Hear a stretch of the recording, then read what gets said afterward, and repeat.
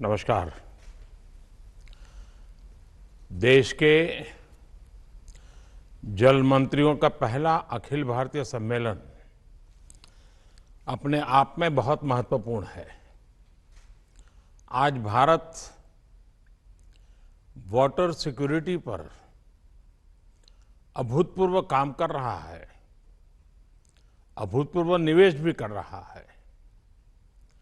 हमारी संवैधानिक व्यवस्था में पानी का विषय राज्यों के नियंत्रण में आता है।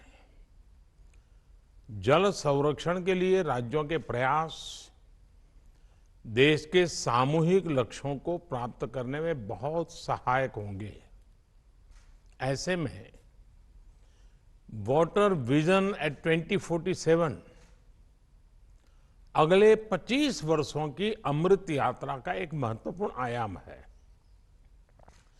साथियों, इस सम्मेलन में होल ऑफ द गवर्नमेंट और होल ऑफ द कंट्री इसके विजन को सामने रखकर चर्चाएं होना बहुत स्वाभाविक और आवश्यक भी है।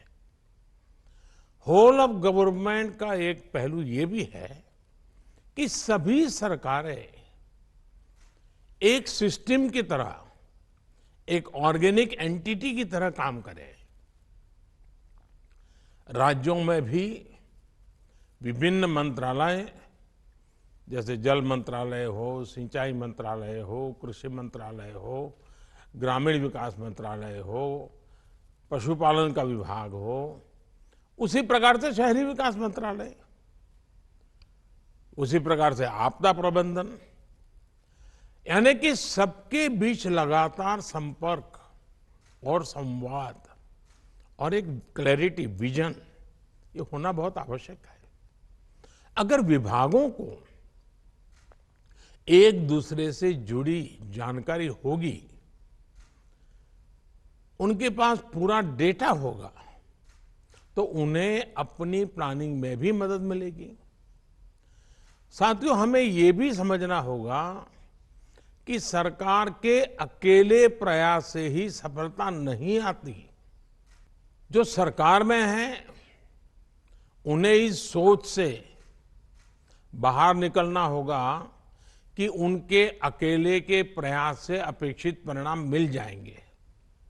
इसलिए जल संरक्षण से जुड़े अभियानों में जनता जनार्दन को, सामाजिक संगठनों को, सिविल सोसाइटी को भी ज्यादा से ज्यादा हमें जोड़ना होगा, साथ लेना होगा। जन भागीदारी का एक और पक्ष है और उसे भी समझना बहुत जरूरी है। कुछ लोग सोचते हैं कि भाई जन भागीदारी यानी लोगों पर ही सारी जिम्मेदारी थोप देना, जन भागीदारी को बढ़ावा देने से सरकार की जिम्मेदारी कम हो जाती है। हकीकत ऐसी नहीं है, जवाबदेही कम नहीं होती। जन भागीदारी का सबसे बड़ा लाभ ये होता है कि जनता जनार्दन को भी ये पता चलता है कि इस अभियान में कितनी मेहनत हो रही है, कितना पैसा लग रहा है, इसके कितने पहलू होते हैं। जब किसी अभियान से जनता जुड़ी रहती है तो उसे कार्य की गंभीरता का पता चलता है, उसके सामर्थ्य का पता चलता है, उसके स्केल का पता चलता है, संसाधन कितने लगते हैं उसका पता चलता है। इससे जनता में जब ये सब देखते हैं, इन्वॉल्व होते हैं, तो ये इस प्रकार की योजना हो या अभियान हो, एक सेंस ऑफ ओनरशिप आती है। और जो सेंस ऑफ ओनरशिप जो है ना, वो सफलता की सबसे बड़ी कुंजी होती है। अब आप देखिए, स्वच्छ भारत अभियान कितना बड़ा उदाहरण है। स्वच्छ भारत अभियान में जब लोग जुड़े तो जनता में भी एक चेतना आई, जागृति आई।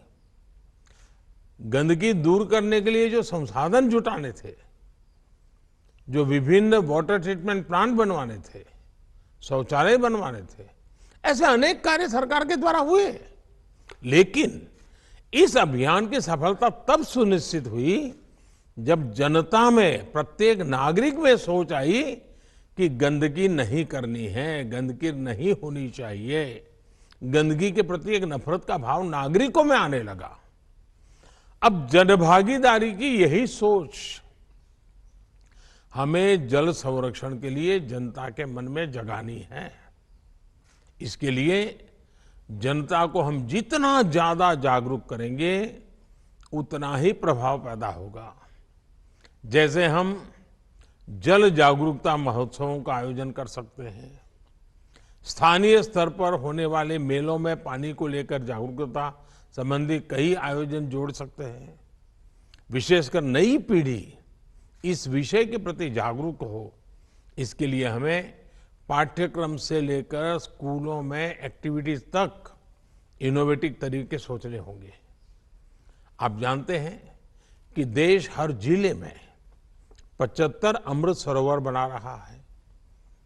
आपने भी अपने राज्य में इसमें काफी कुछ काम किया है।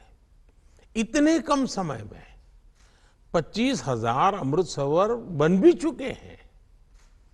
जल संरक्षण की दिशा में पूरे विश्व में अपनी तरह का ये अनोखा अभियान है और ये जन भागीदारी इसमें जुड़ी है। लोग इनिशिएटिव ले रहे हैं, लोग इसमें आगे आ रहे हैं। इनका संरक्षण हो, लोग इनसे जुड़े, हमें इस दिशा में निरंतर प्रयास बढ़ाने होंगे। साथियों, हमें पॉलिसी लेवल पर भी पानी से जुड़ी परेशानियों के समाधान के लिए सरकारी नीतियां और ब्यूरोक्रेटिक प्रक्रियाओं से बाहर आना होगा। हमें प्रॉब्लम्स को पहचानने और उसके सॉल्यूशन को खोजने के लिए टेक्नोलॉजी को, इंडस्ट्री को और खासकर स्टार्टअप्स को साथ जोड़ना होगा। जियो सेंसिंग और जियो मैपिंग जैसी टेक्निकों से हमें इस दिशा में काफी मदद मिल सकती है। साथियों, हर घर तक पानी पहुंचाने के लिए जल जीवन मिशन आपके राज्य का एक बड़ा डेवलपमेंट पैरामीटर हुआ है।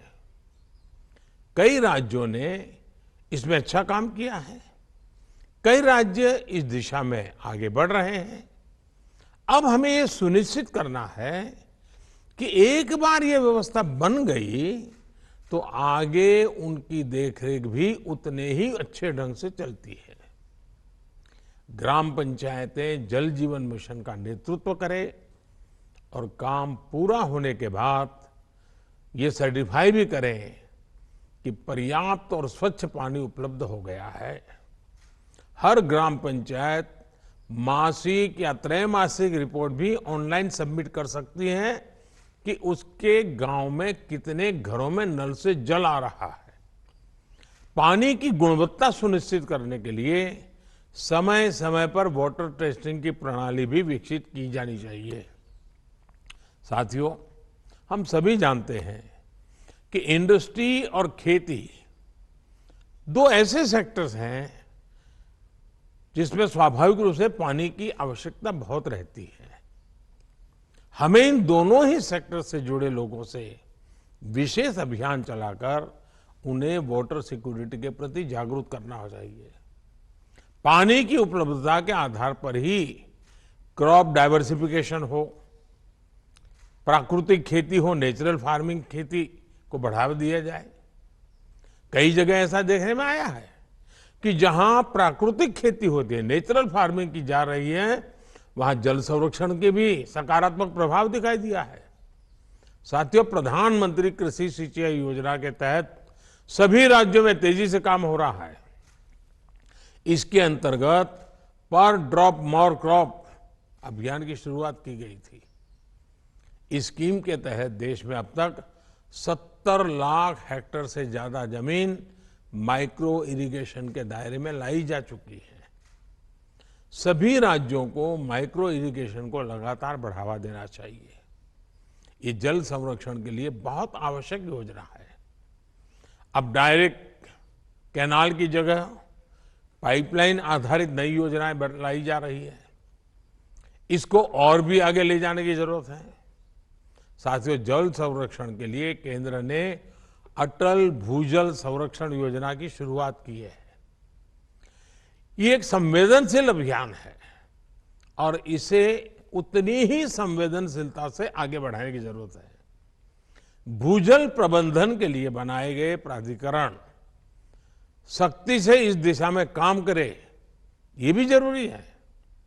भूजल रिचार्ज के लिए सभी जिलों में बड़े पैमाने पर वाटरशेड का काम होना जरूरी है और मैं तो चाहूंगा कि मनरेगा में सबसे अधिक काम पानी के लिए करना चाहिए। पहाड़ी क्षेत्रों में स्प्रिंग सीड को पुनर्जीवित करने का कार्यक्रम शुरू किया गया है, इस पर तेजी से काम करना होगा। जल संरक्षण के लिए आपके राज्य में वन क्षेत्रों को बढ़ाना वो भी उतना ही जरूरी है। इसके लिए पर्यावरण मंत्रालय और जल मंत्रालय साथ मिलकर काम करें। लगातार पानी पहुंचाने के लिए जरूरी है कि पानी के सभी स्थानीय स्रोतों के संरक्षण पर भी ध्यान दिया जाए। ग्राम पंचायतें अपने लिए अगले 5 साल का एक्शन प्लान भी बनाएं, पानी को केंद्र में रख करके बनाएं, जिसमें पानी सप्लाई से लेकर स्वच्छता और वेस्ट मैनेजमेंट तक का रोड मैप हो। किस गांव में कितना पानी आवश्यक है और उसके लिए क्या काम हो सकता है, इसके आधार पर कुछ राज्यों में पंचायत स्तर पर वाटर बजट तैयार किया गया है। इसे भी दूसरे राज्यों द्वारा अपनाया जा सकता है। हाल के वर्षों में हमने देखा है कि कैच द रेन अभियान उसने एक आकर्षण तो पैदा किया है, लेकिन सफलता के लिए अभी बहुत कुछ करना जरूरी है। बहुत आवश्यक है कि इस तरह के अभियान राज्य सरकार की रोजमर्रा की गतिविधि का एक सहज स्वभाव बन जाना चाहिए। राज्य सरकार के सालाना अभियान का वो अनिवार्य हिस्सा हो जाना चाहिए और इस तरह के अभियान के लिए बारिश का इंतजार करने के बजाय बारिश से पहले ही सारी प्लानिंग करना बहुत जरूरी है। साथियों, इस बजट में सरकार ने सर्कुलर इकोनॉमी पर बहुत जोर दिया है। जल संरक्षण के क्षेत्र में भी सर्कुलर इकोनॉमी की बड़ी भूमिका है। जब ट्रीटेड वाटर को रीयूज किया जाता है, फ्रेश वाटर को कंजर्व किया जाता है, तो उससे पूरे इकोसिस्टम को बहुत लाभ होता है। इसलिए पानी का ट्रीटमेंट, पानी की रिसाइकलिंग आवश्यक है। राज्यों द्वारा विभिन्न कार्यों में ट्रीटेड वाटर का इस्तेमाल बढ़ाने की योजना और उसमें वेस्ट में से बेस्ट इनकम भी होती है। आपको लोकल नीड्स की मैपिंग करनी होगी, उस हिसाब से योजनाएं बनानी होगी। हमें एक और बात ध्यान रखनी है, हमारी नदियां, हमारी वाटर बॉडीज पूरे वाटर इकोसिस्टम का सबसे अहम हिस्सा होते हैं। हमारी कोई भी नदी या वाटर बॉडी बाहरी कारकों से प्रदूषित न हो, इसके लिए हमें हर राज्य में वेस्ट मैनेजमेंट और सीवेज ट्रीटमेंट का नेटवर्क बनाना होगा। ट्रीटेड वाटर का दोबारा इस्तेमाल हो, इसके लिए भी हमें प्रभावी व्यवस्था पर ध्यान देना होगा। नमामि गंगे मिशन को टेम्पलेट बनाकर बाकी राज्य भी अपने यहां नदियों के संरक्षण और पुनर्जीवन के लिए ऐसे ही अभियान शुरू कर सकते हैं। साथियों, पानी कोलैबोरेशन और कोऑर्डिनेशन का विषय बने, राज्यों के बीच कोऑपरेशन का विषय बने, ये है हम सबकी जिम्मेदारी है। और आप तो देख रहे हैं एक और इशू, अर्बनाइजेशन बहुत तेजी से बढ़ रहा है। बहुत तेजी से हमारी आबादी अर्बनाइजेशन की दिशा में बढ़ने वाली है। अर्बन डेवलपमेंट इतना तेजी से होता है तो पानी के विषय में अभी से सोचना पड़ेगा। सीवेज की व्यवस्था अभी से सोचनी पड़ेगी, सीवेज ट्रीटमेंट की व्यवस्था अभी से सोचनी पड़ेगी। शहरों के बढ़ने की जो गति है उस गति से हमें और गति बढ़ानी पड़ेगी। मैं आशा करता हूं कि हम इस समिट में हर एक के अनुभव को साझा करेंगे, बहुत ही सार्थक चर्चा होगी, निश्चित कार्य योजना बनेगी और एक संकल्प बन करके आप इसको सिद्धि प्राप्त करने के लिए आगे बढ़ेंगे। हर राज्य अपने राज्य के नागरिकों की सुख सुविधा के लिए, नागरिकों के कर्तव्य पर भी बल देते हुए और सरकार का पानी के प्रति प्राथमिकता वाला काम अगर हम करेंगे तो मुझे विश्वास के साथ कह सकता हूं कि इस वाटर कॉन्फ्रेंस के लिए हम एक बहुत आशाओं के साथ आगे बढ़ेंगे।